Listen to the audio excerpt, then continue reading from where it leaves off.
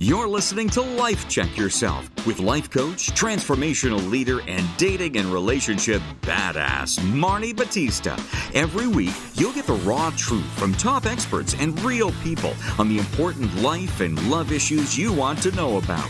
So, if you're ready to life check yourself in your relationships, your career, and the areas of your life that matter most to you, and you're not afraid to be called out on your, stuff, then you're ready for what's next. Life Check Yourself with Dr. Colin Wilford. 10 ways to tell if you're compatible with your guy. Ladies, welcome to Life Check Yourself. We need a theme song. I am here today with Dr. Colin Wilford. You're going to love. He is a clinical psychologist with 27 years, although I'm looking at him right now and you would never know. In dating and relationship counseling. Colin has been always his whole life interested in how people think and behave, given their inherited resources and their unique set of circumstances. And he has been studying the mind personality dynamics, which I think is super interesting, the power of influence and leadership. And he turned all of that after he graduated from grad school and started his practice as a clinical psychologist. So I love when we get to have a former, a psychologist turned coach consultant. Sure, all right. sure. And now Colin brings his international and multicultural experience to challenging industries and helping leaders and companies resolve their current people concerns. And fun fact about Colin, you're a big athlete. I used to be in my day, but I wouldn't say I'm a big athlete right now, but I try to stay healthy. Well, I love that you do mountain biking and skiing as sports of your choice living in Utah. So I want to kind of get started today. Like when you think about the underlying theme in the work that you do, when you say helping people resolve their people concerns, what do you think is the deeper concern that people are having that is often the one that's not talked about, like the one underneath the surface? That's such a good question, because what immediately comes to mind is firstly how we show up in the room. We're always very conscious about how we're coming across, how we are perceived by others. But just to get possibly closer to your question, I think we would desperately want to understand people better and know how to push the right buttons when we're connecting with people.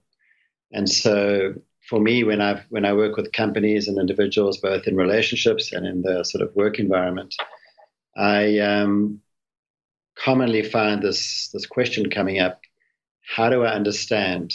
How do I motivate? How do I get the best out of the people that I'm working with?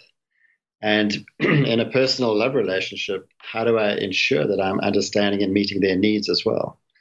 It's quite a broad question, but those are some of the things that are coming up in my mind as I interact with people. Well, and this is really interesting because when I'm coaching people and talking to the women that we work with, and it's true, whether it's a love and dating or a professional, it's almost like they're not aware that they can inspire or create behaviors, right? Yeah. Or ways of being. And the question that I think I want to ask you around that is, when you're sort of looking, whether you're interested in a man or someone you're having a relationship with, or there's somebody at your in your career, or someone that you're on a board of directors, whatever it is you're doing. Sure. How do you I want to kind of go right to the root of it. How do you sort of like find what does motivate them? Like, how do you really get to know like how to read so and so this person? So for me, it's all about passion. We got to understand what blows their hair back, is a term I like to use. So what is their passion? What gets them up in the morning? And when I have a conversation with any individual, I always try and get down to that as quickly as possible. So what do you enjoy? What do you do that gives you what we call flow, where you just kind of do it and get lost in time? whether it could be painting, reading, creating, it could be shopping, it could be anything, but we all have a passion for certain things. And unless we start asking those kind of questions, we very rarely understand what motivates people and what actually blows people's hair back, which is, sorry to use the term again, but no, I love it. I think it's so great. And what's interesting is that most people who are listening, we don't think about like what's going on for the other person. We think like, how can I get what I want? Yeah. Right. How can I get someone to do something rather than wanting to know what will motivate them or inspire them to do this thing anyway? It's like, what can I get for myself out of that relationship? Is that what you're referring to? Well, yeah, right. Like I want something, so I need to make this person do something. And I think then that we get so focused on ourselves that we forget that this other person is like this human that, I read something. It said, all humans just want to be loved and belong, no matter who they are, right? Sure, absolutely. Well, let's take a personal relationship and actually talk about a thought. I mean, the point you're making is very valid. If I'm in a relationship, what do I want? I want to get validated. I want to be told that I'm good enough. I want to feel like I am actually attractive to that person. I want to feel like I'm meeting whatever their needs are, to also kind of meet my needs at the same time. My need to be loved, my need to be accepted. So you're right that we kind of approach it very selfishly most of the time. But yet you'll find the individuals, and I'll be curious to know if you think the same way, but you find the individuals who do actually put themselves aside. And they do actually think more about the other person than they do about themselves. And I've been speaking to, a few individuals like this recently where they genuinely feel that way.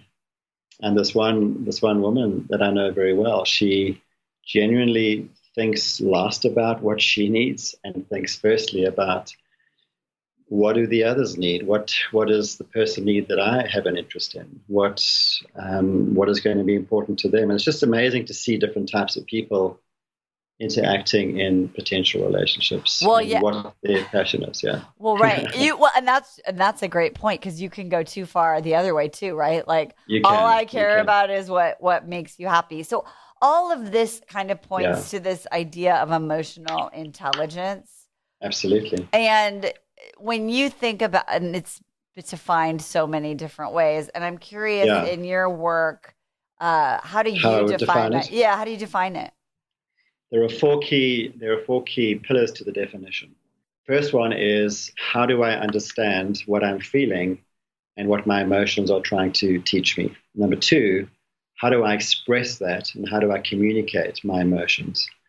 Number three, so that was two. Number three, do I understand the feelings and emotions of others? And number four, how do I manage, influence, and basically not control, but how do I guess influence is the right word, how others are feeling based on my understanding of what they're feeling. And I got an amazing story to illustrate that definition, if you got time to hear it. I want to hear it. I was thinking of last night I'm in Hawaii. I was in a jacuzzi with some adult friends and my adult children, and I was I'm laughing while you're saying this because my friend, who's very smart and very self-aware, just said, I'm getting hangry, like I'm on the edge of hangry, and we have this plan to do dinner, and like I don't know if I like that plan. And we were talking about it last night in our family because it was like it was the first two that you said, right? Like I'm aware of my feelings and I can express it,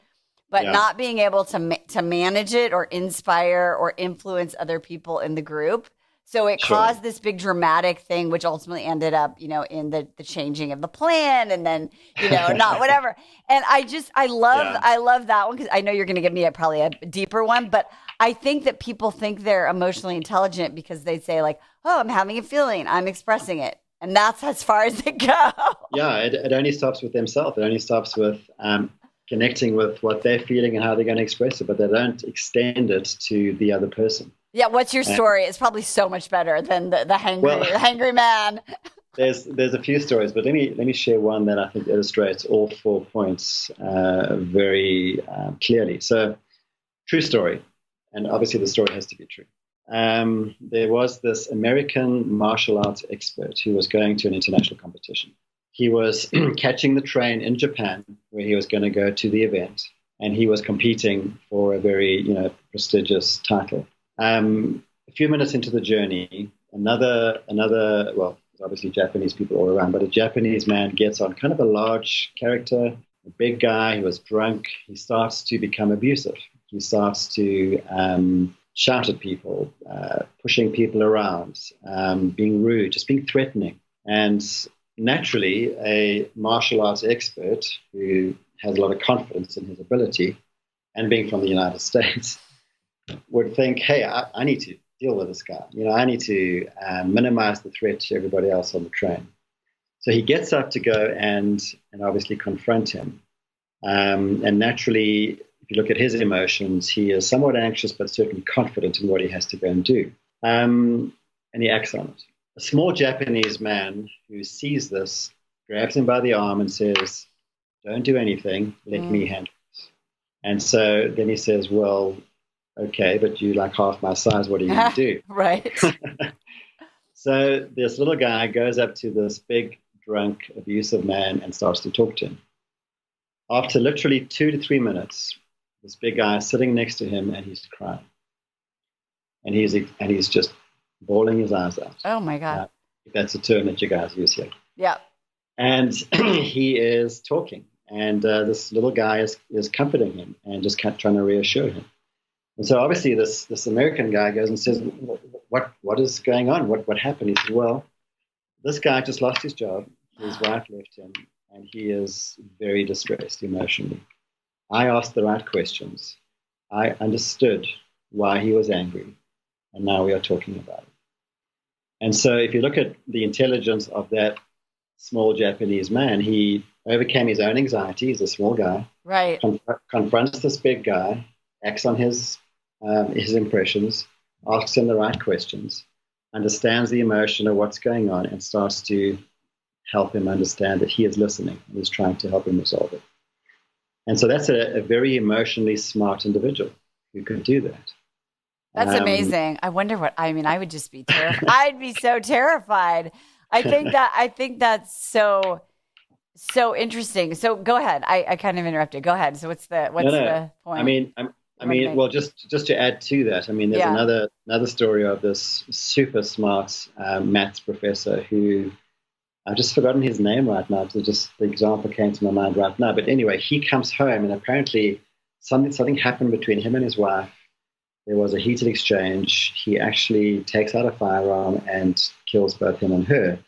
And the big question is asked, there was so much intelligence, but there was no emotional intelligence. Mm-hmm. Because whatever news he was given or whatever he was dealing with, he couldn't manage his emotions. And he acted on that in a very destructive way. And so that's a classic example of high IQ, but very low EQ in that situation.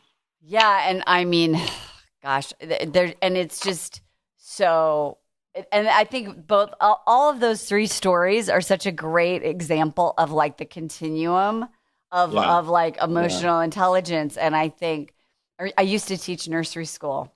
So I used to work with like 4 and 5-year-olds, and like my basic job, thank you. It's a tough job.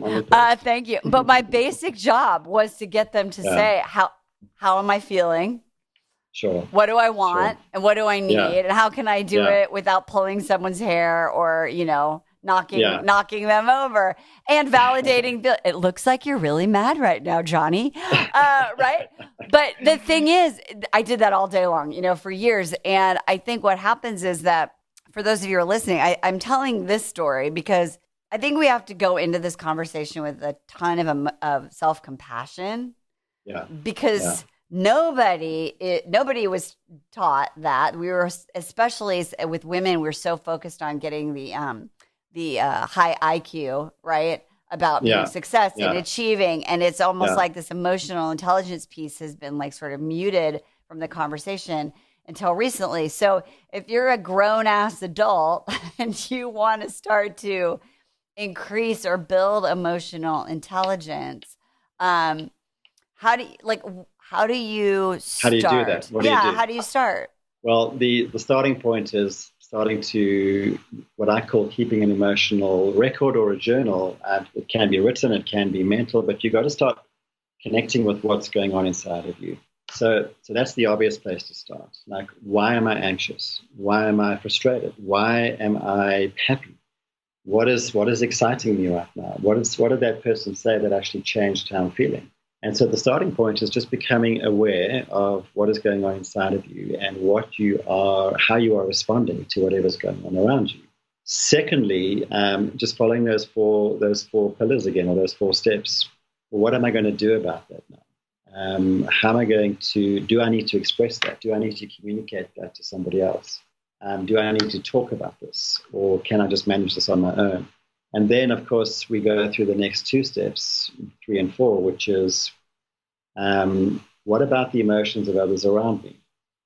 I need to be more perceptive. I need to be more vigilant about what other people are experiencing. I mean, when you walk into an office or you walk into a room or a social event, are you actually noticing what other people are feeling? You might notice what they're doing, but are you noticing what they're feeling?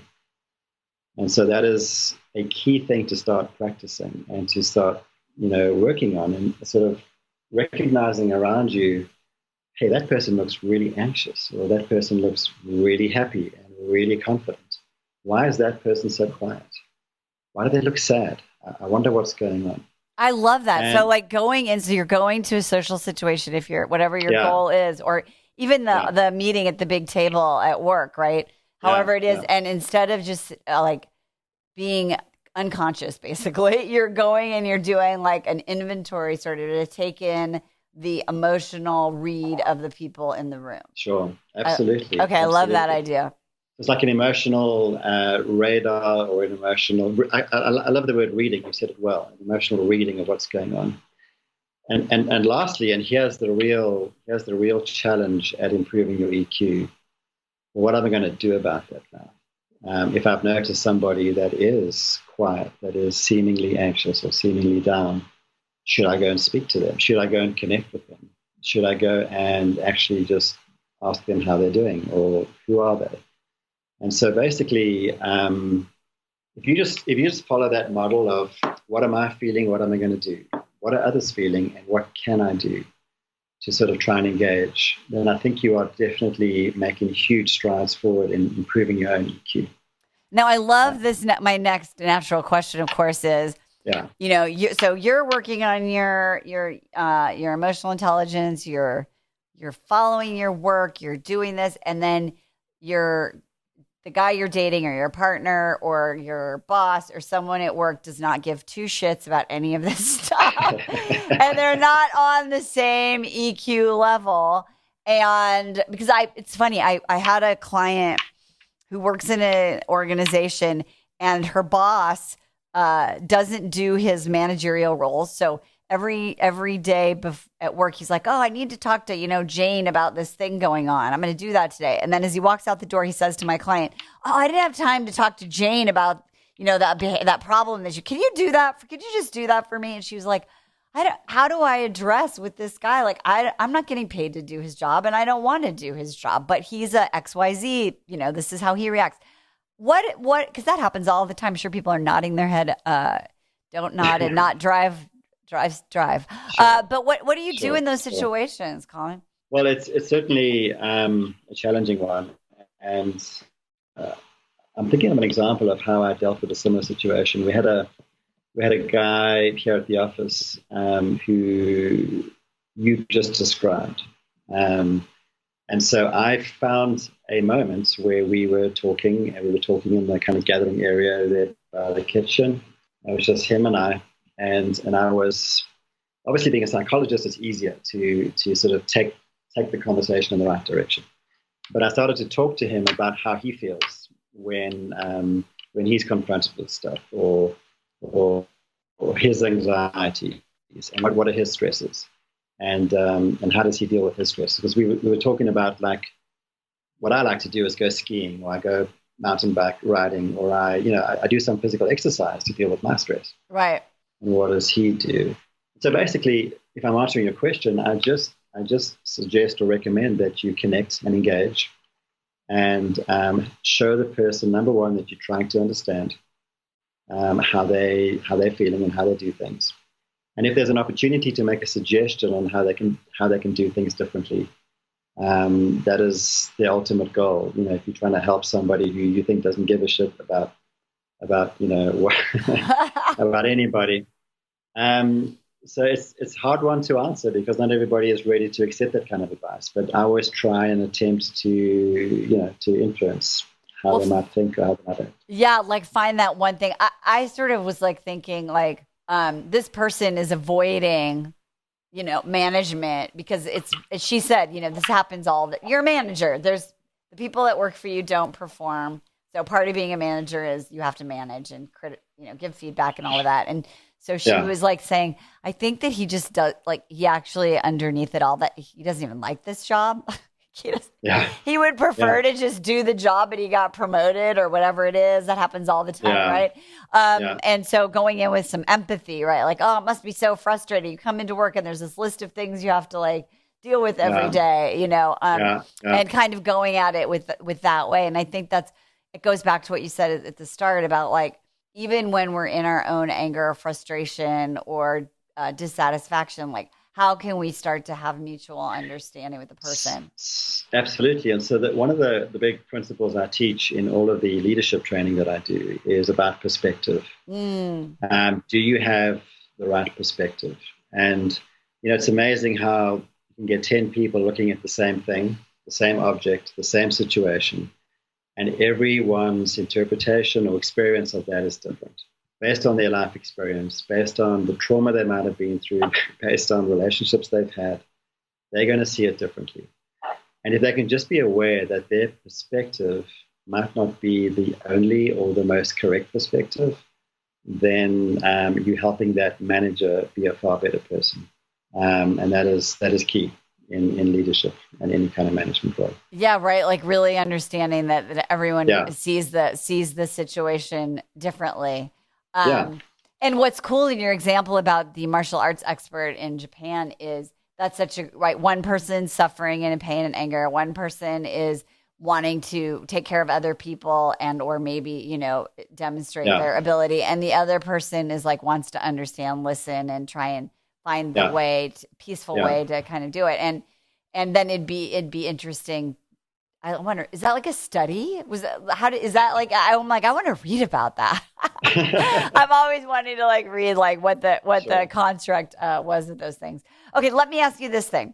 So we talk a lot about, I call it more of like spiritual, the pieces of emotions and emotional intelligence, but this existential piece, and especially now with everything that's been going on in this pandemic culture that we're living in. But, what should I be doing? Is this the right job for me? Is this the right relationship for me?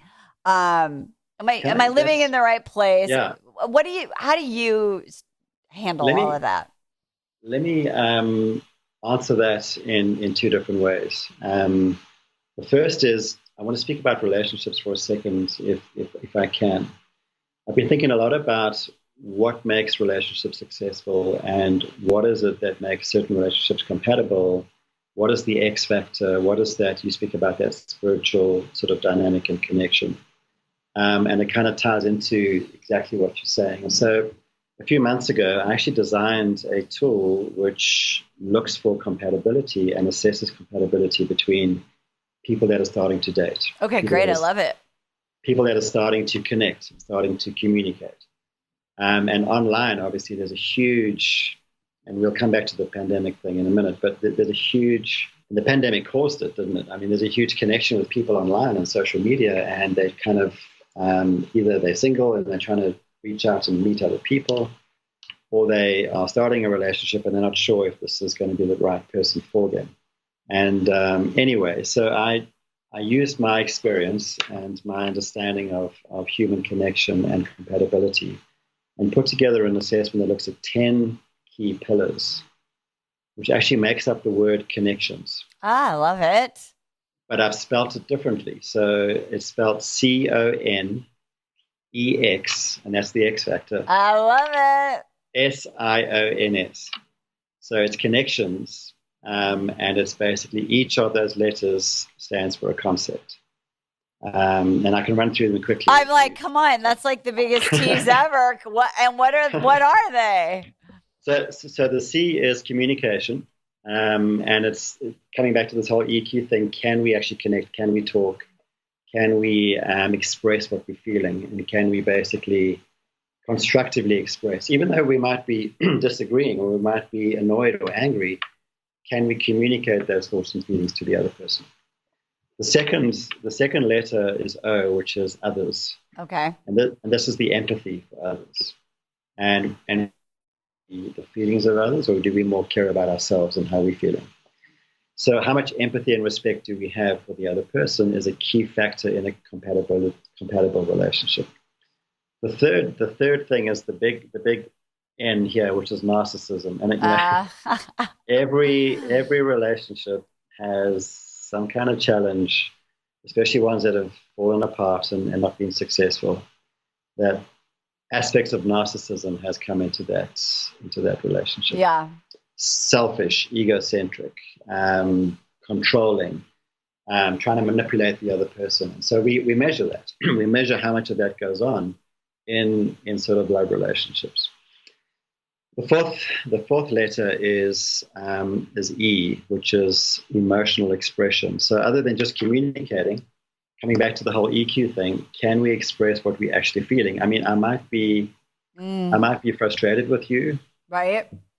But I'm actually seriously angry about something. That's the deeper emotion, and can I really express that? I might appear to be irritated, but I'm actually highly angered and annoyed. I need to address that emotion. The fourth, and probably for me one of the most important ones, is the whole X factor thing. Right. So what is the X factor? Well, some of the questions are very straightforward, and it's about physical connection, intimacy, sexual attraction. It's about the whole sexual connection. But it's also about the emotional, spiritual connection that you just can't explain, but there's certainly there's a vibe that you two have that you understand and connect with each other, like having the same thoughts. Do we think the same thing sometimes? Mm. Do we, like if you are feeling distressed and I'm sitting 20 miles away at the office, can I sometimes feel that? Right. Right. Can I sometimes perceive that something is going on and I don't have you in front of me to see it, but I can feel it? And so that's touching on, I think, some of what you were saying a little bit earlier. So that's the X part. And then there's S for stress. How do I deal with stress? How do I deal with life's pressures? How do I manage when life is getting difficult? And when I look at relationships that fall apart, usually it's because somebody cannot handle the stresses of day-to-day life. Right. Absolutely. I think they cannot. I think that's a huge piece. And then so this is the whole ConeXions word. I is for interests and hobbies. Yeah. Okay. Do we have similar interests? We don't have to have the same interests, but do we have similar interests that actually connect at the right times and at the right places? You don't have to have everything the same. You can have very separate interests, but as long as there's something that connects you, that is important for that relationship to work. Then we have the next O, which is optimism. You know how some people are just so grumpy and negative, and they're just pessimistic about everything. Yes. Well, I'm married to a British person, so he's had the great American evolution. Well, if he did the test, he would have maybe come up, to look at that area or not be so pessimistic about things. Anyway, so that's an important one, and there's just an energy about that. If you are always a downer and you're always looking at what's bad about this, you've got to change that. You've got to change how you do things. Then we have the N, which is needs. Now, this is just financial security. This is what I'm referring to. I mean, how often does money become an issue in relationship breakdowns? Yeah, absolutely. And last of all, we speak about spiritual. And this is why when you said the spiritual earlier, I wanted to just quickly tell you about this. And the spiritual attention here is, are you connecting with some spiritual need that you have or that the other person has, are you aligning spiritually with each other? It's not about religion, it's not about any particular faith, but it could be if that's what's important to you. But it's about whatever is important to you spiritually. Are you actually understanding, connecting, and respecting each other's spiritual journey? So those 10 things make up compatibility between people.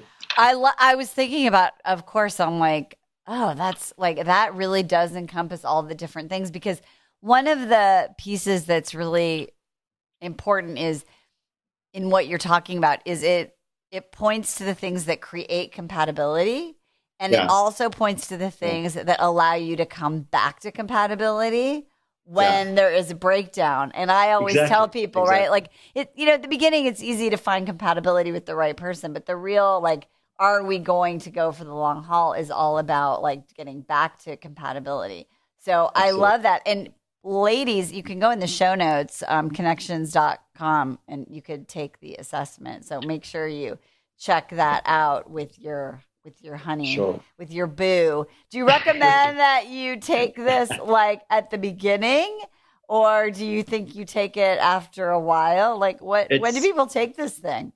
So it is actually designed for the earlier the better. However, I've used this assessment and tested it out on people that have been in long-term relationships, and it's amazing how how the stuff comes out that they already know about, but it is picking up that there's an issue in one or two or three of those 10 areas. It was originally designed for people that are starting to date and starting to get to know someone, so we can kind of bypass all the nonsense of, oh, you look great, you look pretty, you look wonderful, you look handsome. All that stuff's nice, but it doesn't make a relationship work, long term.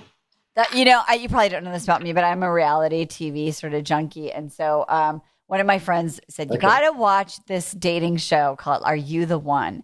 And it's old, so I only got through like 40 minutes of one episode from like 2015 because I just couldn't. But the whole concept was that they have been matched, but there are these people that come to this place, whatever, resort, whatever, and they've been matched by a matchmaker, that they're the compatible ones, and they have to like sort through each other to try and find their match.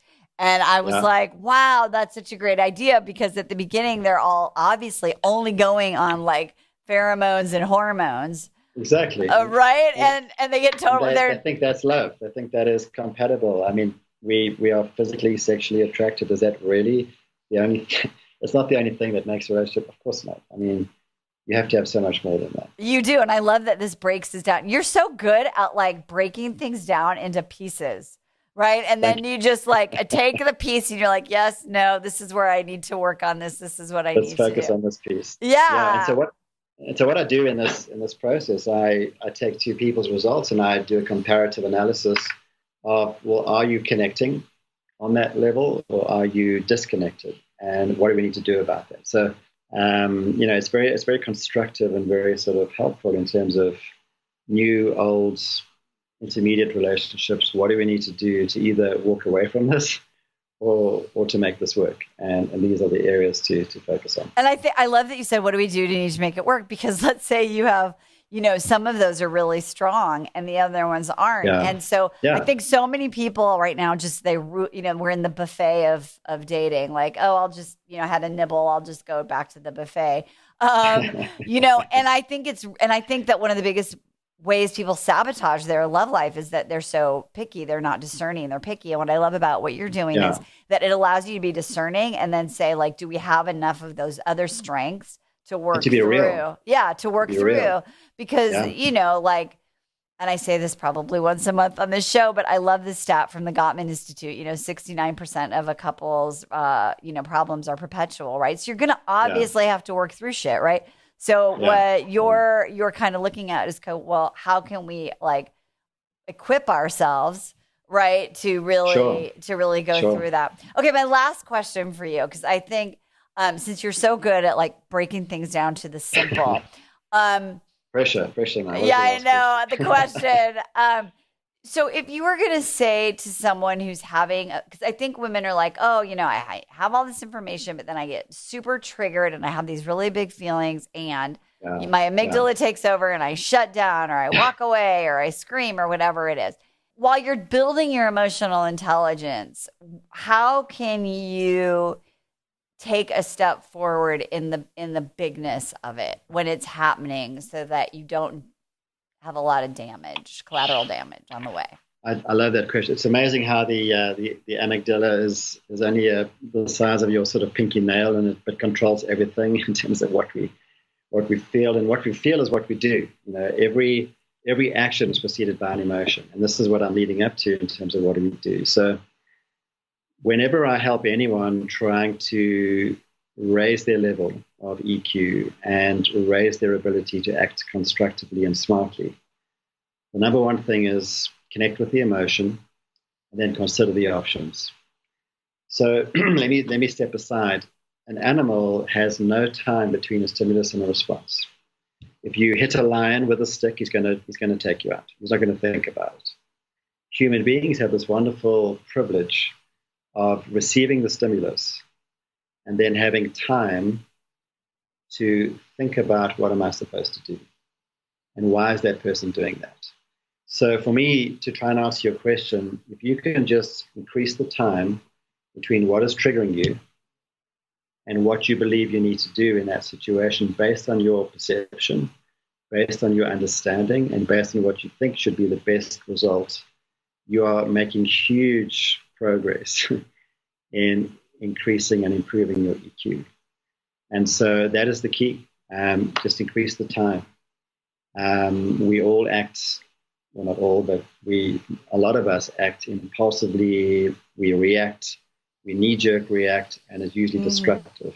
It's usually it's gonna damage some stuff. Absolutely. But if we're able to increase that time and just take a step back and spend a bit more time with perceiving and analyzing, and now what do we do about this? That is the key to becoming emotionally smarter. It's so tough though when you're in the moment, because you're angry and you're frustrated and you want to just hit the person, or you want to scream and shout. But don't be an animal. Be a human being that thinks. I love that. See, Dr. Colin, making it real, right? Don't be an animal. I think that's so good. So for 2022, I really want to make my pauses bigger. Like what I've been doing is just like letting the feeling. I close my eyes and I'm like, just let it go through just me. Sit with it. Breathe. Sit with it. Yeah, my husband's like, oh no, she's closing her eyes. She's having a feeling.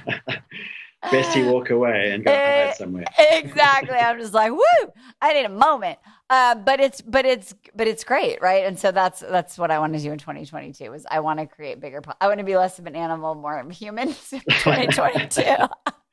I like your term, just sort of making bigger pauses, because that if you take a moment to pause and just think and perceive, you become a far wiser, smarter, emotionally intelligent human being.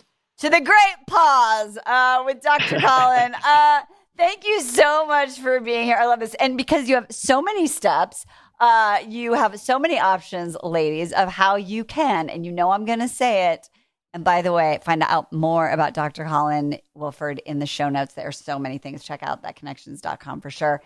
But whatever you do, I'm going to tell you to life check yourself. We'll see you next time in bed. Bye-bye. Hey, thanks for tuning into today's show. So if being in an intimate relationship in which you feel 100% seen, heard, and accepted by a high caliber man is a priority for you right now, and you're interested in seeing if you're a fit for working with me and my team at Dating with Dignity, here's what I want you to do.